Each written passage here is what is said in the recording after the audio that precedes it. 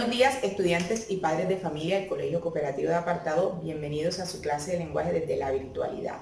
Nos acercamos a desarrollar la prueba número 7, es decir, que estamos culminando lo correspondiente al cuarto periodo académico en lo referente a pruebas. Así que es indispensable estar atentos, siendo muy responsables con las diferentes actividades propuestas desde las diferentes asignaturas y específicamente hoy desde el lenguaje. Así que con todo el ánimo y toda la actitud te preparas para recibir el tema sugerido en el día de hoy. Buenos días, estudiantes, bienvenidos a esta clase de lenguaje y el tema a desarrollar es el texto literario, específicamente el cuento. Y traemos a colación esa experiencia de niños cuando la mamá te leía Caperucita Roja, Los Tres Cerditos. También, ¿quién no se ha visto Cuento de los Hermanos Grimm? ¿Cuántas historias hemos compartido? Pues bien, la clase de hoy es a compartir un poco ya revisando conceptos que hagan referencia a esta experiencia que tuviste desde niño. Entonces vamos a conocer, por ejemplo, qué es un texto literario, qué características tienen, por qué el cuento hace parte de ese tipo de texto y cómo pueden clasificar. Es decir, has escuchado muchas historias, pero de acuerdo al tema o la finalidad, permite que cada cuento cumpla unas características específicas y estos permitan su clasificación. Es decir, que hoy conoceremos un poco qué características tiene el cuento de terror, el cuento policíaco, entre otros. Así que busca tu cuaderno de lenguaje y te preparas para esta experiencia literaria. La primera pregunta que surge es, ¿qué es un texto literario? Son las diferentes formas en que pueden agruparse los diferentes textos de acuerdo a la estructura que persiguen.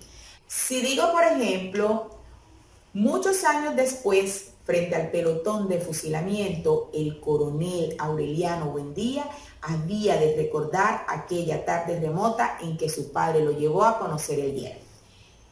O decir, y era una sombra larga. Lo buscaba y no lo encontraba. Lo había dejado cerca de la mesa. ¿Quién lo había tomado? ¿Y por qué? La verdad que era muy llamativo. Unas letras enormes, un tema sugestivo. Sí, cualquiera de ustedes podría haberse sentido atraído por él. Todavía tengo el dilema. ¿Quién se lo llevó y por qué? Bien, jóvenes, en los tres textos que acabo de explicar, cada uno persigue una estructura diferente. Por ejemplo, en el relato de 100 años de soledad, persigue la estructura de la novela. Es decir, se cuenta un hecho real o imaginario en un tiempo que puede ser cronológico o real. Cuando abordo el ejemplo de 100 años de soledad, notarás que predomina el relatar y el contar con unos personajes y un hecho específico que bien puede ser real o imaginario. En la segunda experiencia, cuando digo y era una, hago referencia a los textos líricos. Podría decir también, podría escribir los versos más tristes esta noche. Escribir, por ejemplo, la noche está estrellada.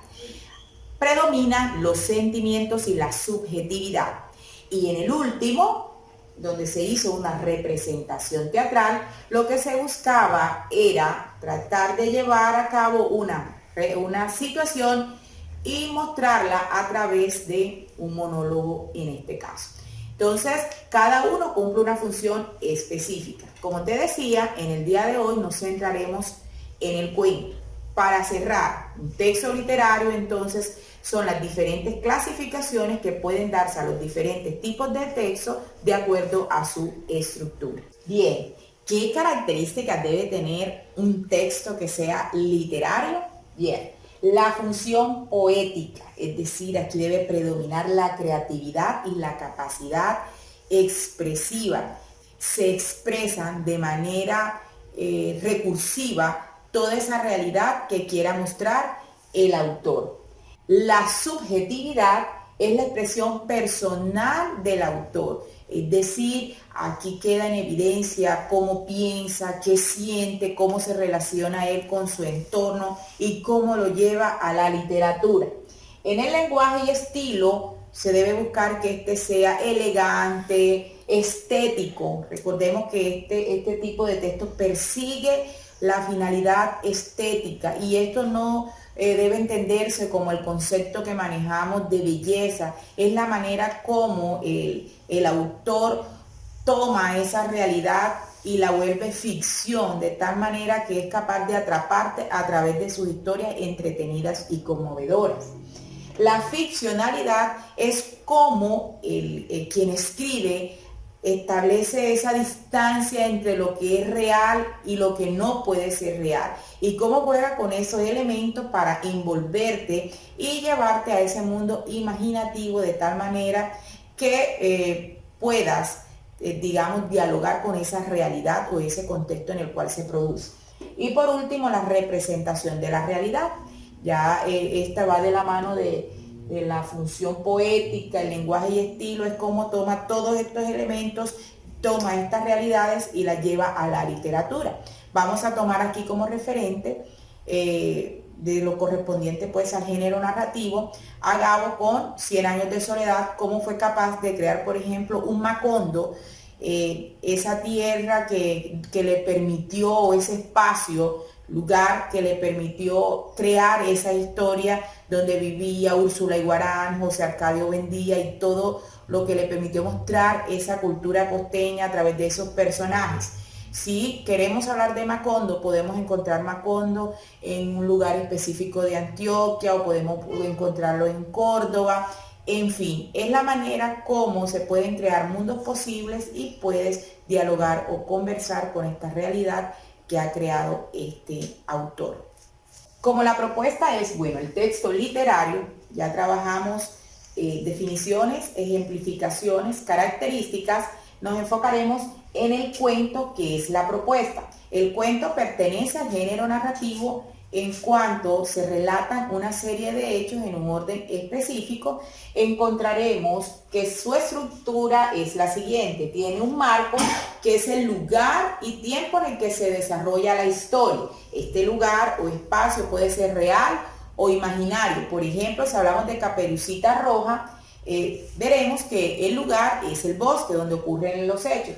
Y el tiempo, que puede ser cronológico o puede ser imaginario, son los momentos en que se desarrolla la acción. Por ejemplo, la historia puede desarrollarse en un día, pero vamos a encontrarnos que ese cuento puede darse en 60 páginas, por ejemplo. La trama es el conjunto de hechos, es decir, lo que ocurrió en la historia. En el caso de Caperucita Roja, ¿qué pasó con el lobo? ¿Por qué se la comió? ¿Qué pasó que Caperucita decidió irse sola por el bosque? En fin. Y por último, los personajes, que esto pueden clasificarse en principales, secundarios, está el protagonista, el héroe, el que vence a todos los enemigos. Entonces, por ejemplo, si continúo con la historia de Caperucita, tenemos que el personaje central o la protagonista es la niña, y como personaje secundario vamos a tener a la abuela, al lobo, pero si hablamos de antagonista, es decir, el villano, es el lobo, el que intenta digamos, entorpecer el objetivo de ese personaje central. Ahora bien, teniendo claro que todo cuento sigue esta estructura, debo aclarar que existen también los microcuentos, porque es posible que ustedes hayan escuchado del microcuento de Monterroso, por ejemplo, el del dinosaurio, y ustedes digan, profe, pero si en una línea se está desarrollando los elementos que usted acaba de mencionar, entonces hago la claridad. Vamos a encontrar también el microcuento que, como su nombre lo indica, es muy pequeño, pero se logran identificar los elementos que acabo de mencionar. Ahora bien, teniendo claro que el cuento pertenece al texto narrativo que cuenta, relata una historia, cuál es su estructura, ahora revisaremos qué tipo de cuentos existen y qué persigue cada uno. Ahora miraremos cómo se clasifican los cuentos, es decir, la tipología. Y el primer cuento que vamos a conocer en cuanto a su función son los cuentos maravillosos. ¿Por qué se caracteriza? Estos tienen personajes que no son o que no podemos encontrar en la realidad. Por ejemplo, hadas, dragones, brujas. Aunque sí hay algunas brujas por ahí, pero no de esas que aparecen en los cuentos. Bien, entonces estos aparecerán en la historia como si hicieran parte de la cotidianidad. El segundo grupo que conoceremos son los cuentos fantásticos. Y entre los cuentos de esta estructura mencionaremos a Alicia en el País de las Maravillas. ¿Por qué? Porque vamos a encontrar historias que no permiten, o personajes, lugares que no permiten diferenciar entre la ficción y la realidad. Y nos ponen como lectores a dudar si eso realmente existe. Así que, muchachos, mucho cuidado cuando estén leyendo los cuentos de este tipo, que usted no vaya a perder la orientación y se vaya a involucrar demasiado y vaya a perder la noción de la realidad. Ahora conoceremos un poco de los cuentos de ciencia ficción y, como su nombre lo indica, se caracterizan porque tienen personajes y situaciones que hacen referencia al futuro. Resulta que muchos de estos autores predijeron en sus escritos lo que podemos ver ahora. Por ejemplo, Julio Verne se atrevió a hablar del viaje submarino y esto ya es una realidad.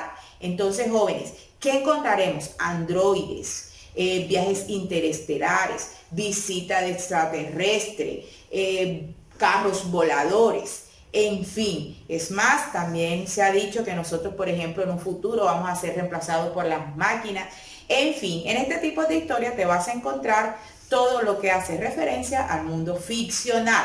Ahora, una historia que te encanta mucho leer y son los cuentos policíacos. En esto, por lo general, el personaje central se encarga de resolver crímenes, hurto, en fin, todo tipo de situaciones que requieran de una indagación, de una búsqueda de pistas.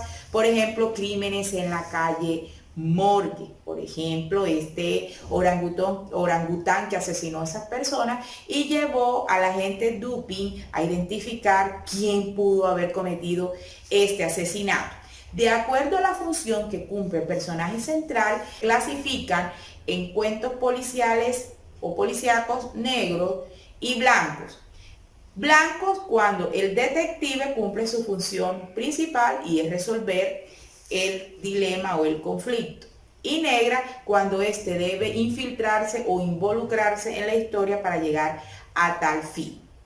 Ahora vamos a hablar del cuento realista. Este trata, como su nombre lo indica, de mostrar una historia que puede ubicarse en un hecho real, pero recuerda que parte de la subjetividad de quien lo escribe.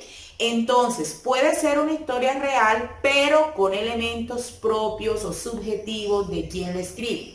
Y por último, y ahora el cuento de terror, que como su nombre lo indica, lo que busca es generar miedo en el lector. Por ejemplo, me voy porque ya me está dando miedo lo que estoy escuchando en este salón. Muchachos, espero que haya sido muy útil lo trabajado en el día de hoy. Nos encontramos en el encuentro sincrónico. ¡Chao!